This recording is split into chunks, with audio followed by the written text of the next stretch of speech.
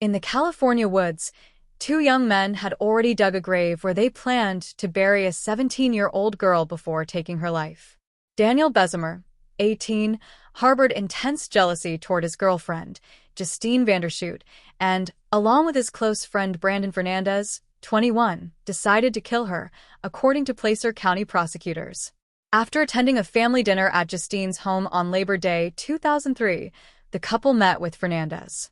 There, Bezemer strangled Justine and placed her lifeless body into Fernandez's car.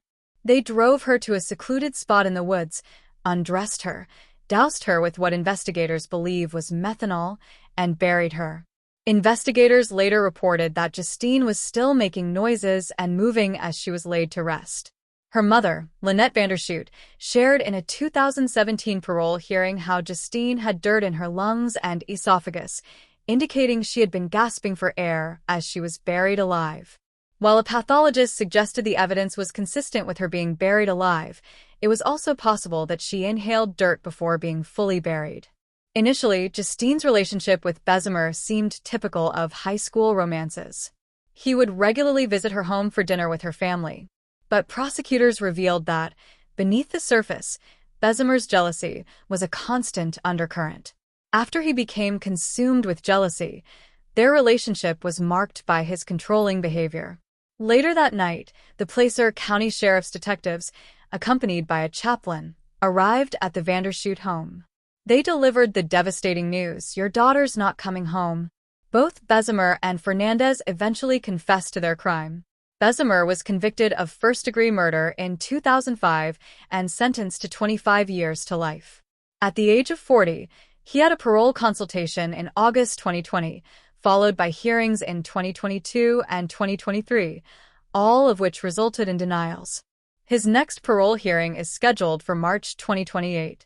Fernandez, who was convicted of second-degree murder, received a sentence of 15 years to life. Now 42, he has had two parole hearings in 2017 and 2022, both of which were denied. He has a third hearing scheduled for July 2027. In addition, Fernandez has petitioned for resentencing under California law, which allows for reduced sentences for accomplices in certain cases. His petition was denied, with Justine's family criticizing the law for potentially lightening the consequences for such a heinous crime. In a recent statement, the Placer County Superior Court judge reaffirmed the severity of the crime, noting that Bezemer had helped plan the murder by digging the grave ahead of time and knew exactly where it was. The judge also emphasized that both men had tried to downplay their roles in the brutal killing.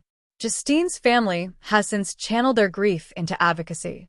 They worked with prosecutors to create a new state law that mandates teen dating violence education in California schools. This law, signed by the governor in 2023, aims to teach young people about healthy relationships, boundaries, and the early warning signs of dating violence, hoping to prevent future tragedies. If you or someone you know is experiencing domestic violence, help is available. Call the National Domestic Violence Hotline at 1-800-799-7233 or visit thehotline.org for support. All calls are confidential and toll-free, available 24/7 in over 170 languages.